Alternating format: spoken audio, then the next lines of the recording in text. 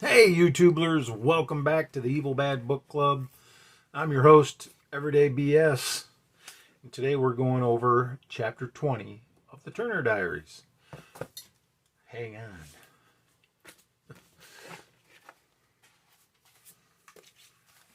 July 7, 1994. Looks like I'll be here till morning, so I can take an hour or so now to record the events of the last few days. This is really a swanky place. It's a penthouse apartment from which we can see most of Los Angeles, which is why we're using it as a command post.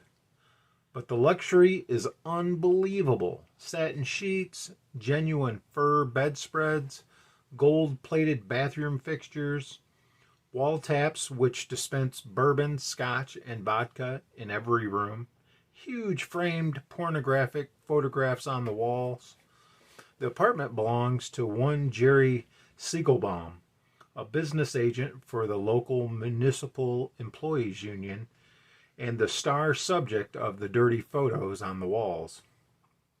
Looks like he preferred blonde, Gentile girls, although his partner in one picture is a negress, and he's with a young boy in another. Some representative of the workers he was. I hope someone moves him from the hallway outside soon. There's been no air conditioning since Monday, and he's beginning to stink pretty bad. This huge city presents quite a different aspect now from the last time I had an overall view of it at night. The blaze of lights outlining all the main streets is gone. Instead, the general blackness is broken only by hundreds of fires randomly scattered through the city. I know there are thousands of vehicles moving down there, but they are driving without lights, so they won't be shot at.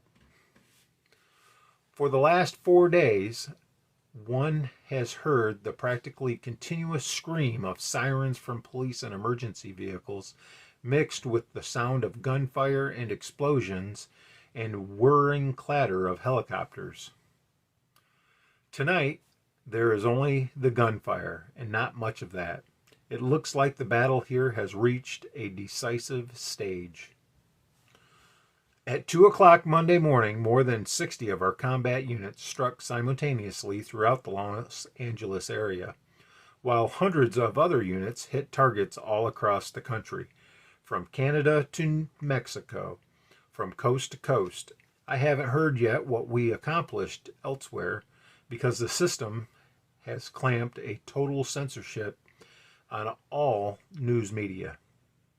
The ones we haven't seized ourselves, that is, and I haven't had a chance to talk to any of our own people who've been in contact with Revolutionary Command. But here in Los Angeles, we've done surprisingly well. Our initial assault cut off all water and electrical power into the metropolitan area, knocked out the main airports, and made all the major freeways impassable. We took out the telephone exchanges and blew up every gasoline storage depot. The harbor area has been almost a solid mass of flames for 4 days now. We seized at least 15 police stations. Mostly, we just took their weapons, destroyed their communications equipment and whatever vehicles were not on patrol at the time, and then pulled out. But apparently our people are still holed up in several police buildings and are using them as local command posts. At first, the cops and firemen were running around like chickens with their heads cut off, sirens and flashing lights everywhere. By Monday afternoon, however, communications had broke down so badly and there were so many fires and other emergencies that the police and fire departments were being much more selective in their responses. In many areas, our teams were able to go about their work practically without interference. Now, of course, most emergency and police vehicles are out of fuel and can't move at all, and the ones that still have gas seem to be lying low. The whole key to neutralizing the police, and to everything else for that matter, was our work inside the military. It was apparent to everyone as early as Monday afternoon that something big was happening inside the military establishment. For one thing, other than the troops and tanks guarding power stations, TV transmitters, and so on, as always, no military units were deployed against us. For another thing, there were obvious signs of armed conflict inside all the military bases in the area. We could see and hear jet fighters, bombers swooping low over the city. But they were not attacking us, at least not directly. They were strafing and bombing the dozen or so California National Guard armories in the metropolitan area. Those jets were apparently from El Toro Marine Air Station south of here. Later, we saw several dogfights in the sky over Los Angeles and heard Camp Pendleton, the big Marine Corps base about 70 miles southeast of here, was being hit by heavy bombers from Edwards Air Force Base. All in all, a very confusing scenario for everyone concerned. By Monday evening, quite by chance, I ran into Henry, of all the people, and he explained quite a bit of the military situation to me. Good old Henry. How glad I was to see him again. We met in the KNX transmitter building where I was helping our broadcast team get the station back on the air after we seized it. That, by the way, is what I've been doing for 4 days, repairing shot-up transmitters, shifting transmitter frequencies, and improvising equipment. We now have one FM station and 2 AM stations on the air, all operating from emergency generators. In all 3 cases, we cut the cables from the studios and installed our broadcast teams directly at the transmitter sites. Henry came roaring up to KNX in a Jeep, wearing a U.S. Army uniform with colonel's insignia, and accompanied by 3 soldiers carrying machine guns and anti-tank rockets. He was bringing the text to be broadcast, a text directed primarily at military personnel. As soon as I had finished splicing our microphone and audio equipment into the transmitter input, Henry and I stepped to the side to talk while his message was being read over the air by our announcer. It consisted of an appeal to all white military personnel who had not already done so to join our revolution, together with a warning to those who failed to heed the appeal. The message was very well designed, and I am sure its effect on both military and civilian listeners was powerful. Henry, it turned out, has been in charge of the organization's entire recruiting effort in the armed forces for over a year, and he has been concentrating his efforts on the West Coast since he was transferred here last March.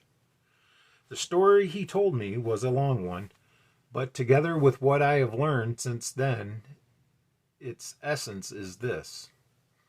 We have been recruiting inside the military on 2 levels since the organization was formed.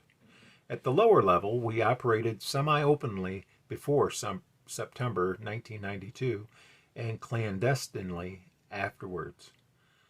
That involved the dissemination of our propaganda among enlisted personnel and non-coms, mostly on a person-to-person basis. But Henry told me we have also been recruiting at higher levels in the utmost secrecy. Revolutionary Command's strategy hinged on our success in winning over a number of high-ranking military commanders, and on Monday we began playing that hidden trump. That's why the armed forces haven't been used against us, and also why various military units have been shooting and bombing each other the last 4 days. The intra-military conflict started with units commanded by our sympathizers on one side and those loyal to the system, by far the majority, on the other side.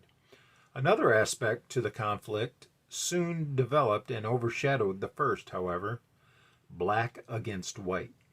Military units commanded by pro-organization officers, began disarming all black military personnel as soon as we launched our Monday morning attack. The excuse they used was that black militants had launched a mutiny in another unit and that their orders from higher up were to disarm all blacks to prevent the spread of the mutiny. Generally, white servicemen were ready and willing to believe that story and did not need to be told twice to turn their guns against the blacks in their units. Those few whose liberal predispositions made them hesitate were shot on the spot. In other units, our enlisted personnel simply began shooting any blacks they saw in uniform and then deserted to units commanded by our sympathizers. The blacks, naturally enough, reacted in such a way as to make the story about a black mutiny come true. Even in those units commanded by pro-system officers, heavy fighting between blacks and whites broke out. And since some of these units are nearly half black, the fighting has been bloody and prolonged. The result has been that although the units commanded by our sympathizers initially had only about 5% of the strength of the pro-system units, most of the latter have been paralyzed by internal fighting between blacks and whites. And now whites are coming over in increasing numbers to our units because of this. Our broadcasts have helped this process along greatly. We have exaggerated our own strength, of course, and have told white servicemen who want to join our units where to go and to help convince them, as well as keep the niggers spooked and doing their thing. We have turned one of our transmitters into a phony soul station and been broadcasting a call for a black revolution, telling the blacks to shoot their white officers and non-coms before the whites can disarm them. About the only military units in the Los Angeles area able to offer any effective opposition to us have been some Air Force fighter and bomber units, and the Marine Air Unit in El Toro. They have been attacking military units believed to have come over to us, but according to Henry, they have been doing about as much damage to the pro-system forces as to ours. Henry chuckled as he explained to me that the organization had been unable to make sufficient headway in its recruiting in the California National Guard to be able to count on any Guard units coming over to us.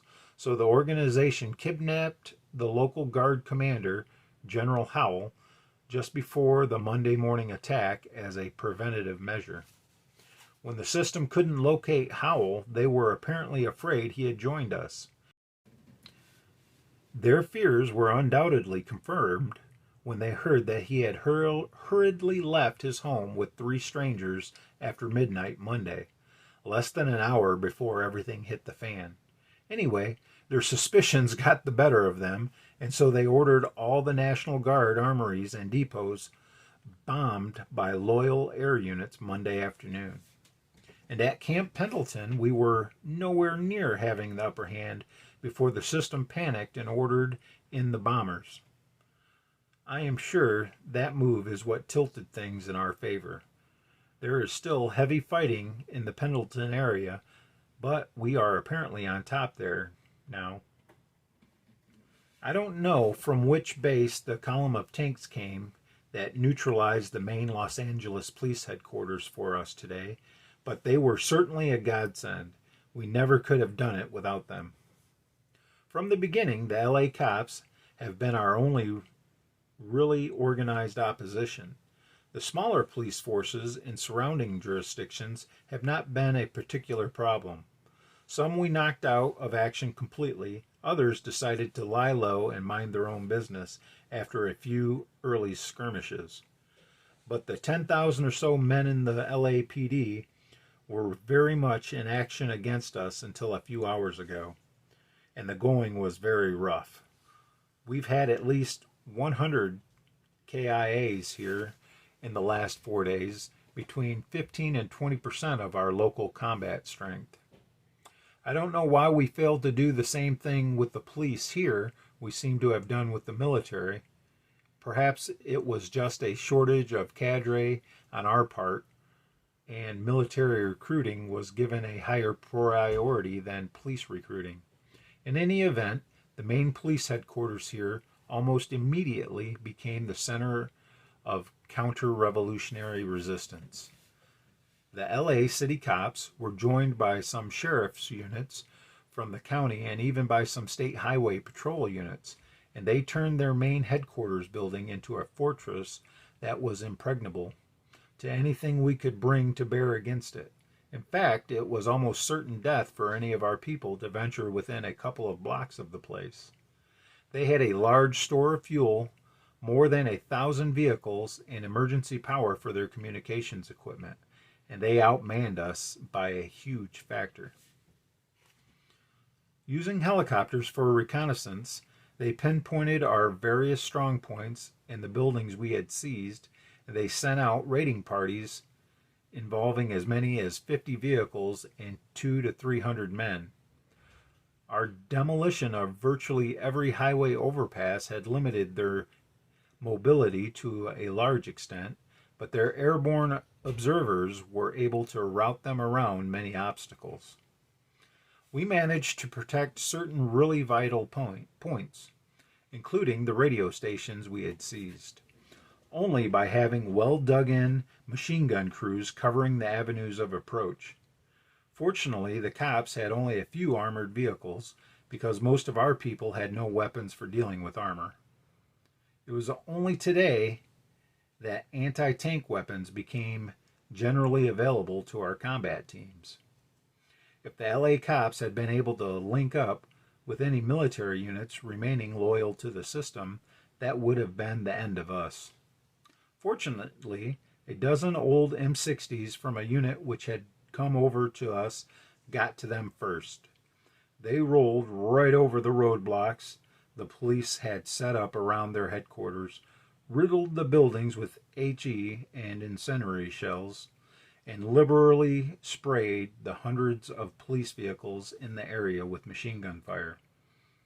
The cops' communications and power were knocked out, and their building was set afire in a dozen places.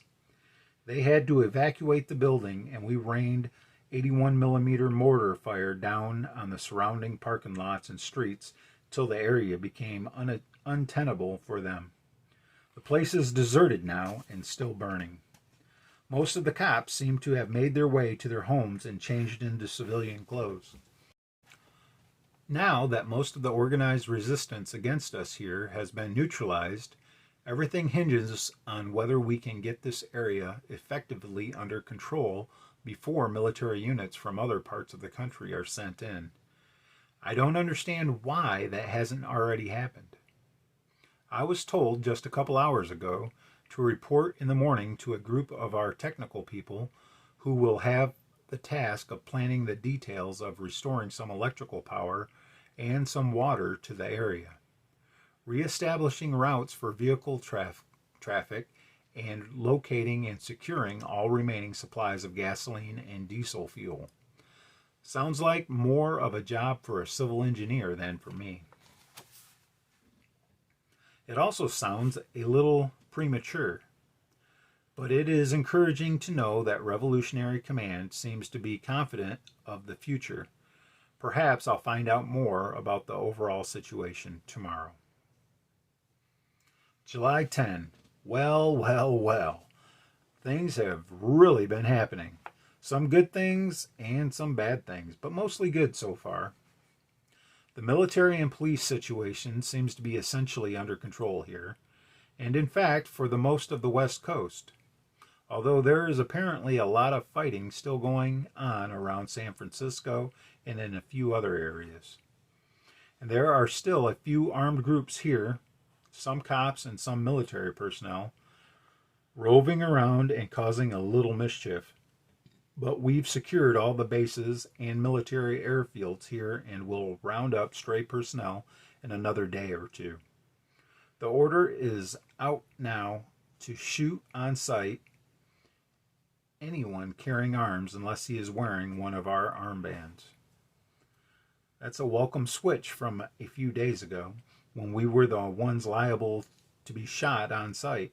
After years of hiding, slinking around in disguises, and getting sick with fear every time we saw a cop, it's a wonderful feeling to be out in the open and to be the ones with the guns.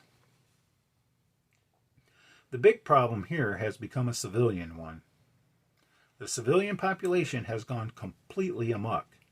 Actually, one can hardly blame them, and I'm surprised they behaved themselves, more or less, as long as they did. After all, they've been without electrical power and without water supply for a week. A very substantial portion of them have also been without food for several days. For the first couple of days, Monday and Tuesday, the civilian population did just what we expected them to do. Hundreds of thousands of them piled into their cars and onto the freeways. They couldn't go very far, of course, because we had blown up a number of key interchanges, but they did manage to create a collection of most monumental traffic jams imaginable, thus finishing our task for us of making ground travel almost impossible for the police. By Tuesday afternoon, most of the white population had returned to their homes, or at least to their own neighborhoods, many of them leaving their stalled cars on the road and hiking back. They had discovered, first, that there was no feasible way for them to leave the Los Angeles area by automobile. Second, that they couldn't buy gasoline because the electric pumps at the filling stations weren't working. Third, that most stores and businesses were closed up tight. And fourth, that something really big was happening. They stayed home, kept their transistor radios on, and worried. There was remarkably little crime or violence except in the black areas, where rioting, looting, and burning began early Monday afternoon and grew progressively more intense and widespread. By early Thursday, however, there was a good bit of looting in white areas as well, mostly of grocery stores. Some people had not eaten for more than 48 hours by then and were acting from desperation rather than lawlessness. Since it wasn't until Thursday night that we began to feel sure we had the police licked, we did nothing to discourage civilian disorder. The more of them in the streets, hungry and desperate, smashing store windows and stealing food, looking for drinkable water and fresh batteries for their radios, getting into fights with other people looking for the same things, the less time the police had for us. That, of course, was the principal idea behind our knocking out power, water, and transportation at the very beginning. If the police had only us to cope with, we couldn't have won. But they couldn't handle us and a general breakdown of public order at the same time. Now, however, we're the ones with the job of restoring order, and it's going to be a bitch. The people are absolutely out of their minds with fear and panic. They are behaving in an entirely irrational manner, and a great number of lives are bound to be sacrificed before we get things under control. Partly, I'm afraid starvation and exhaustion are going to have to do it for us, because our manpower and other material resources are entirely inadequate for the task. Today I went out with a fuel recovery team, and I got a close look at our civilian problem. It really shook me. We were driving a big gasoline tank truck with an armed Jeep escort from filling station to filling station in the Pasadena area, pumping the gasoline out of each station's tank into our truck. There's enough fuel in the area to meet our own needs for quite a while, but the civilians are just going to have to get along without their cars for the duration. Pasadena used to be mostly white a few years ago, but it has become substantially black now. In the black areas, whenever we ran into blacks near a filling station, we simply opened fire on them to keep them at a distance. In the white areas, we were mobbed by hungry whites begging us for food, which, of course, we didn't have to give them. It's a damn good thing they have no firearms, or we'd be in a hell of a jam now. Thank you, Senator Cohen. Oops, no more time to write now. I have to go to a meeting. We should get a briefing there on the national situation. And that's it for chapter 20. Come back tonight for the breakdown, and come back Monday for chapter 21. I'll check you YouTubers out later.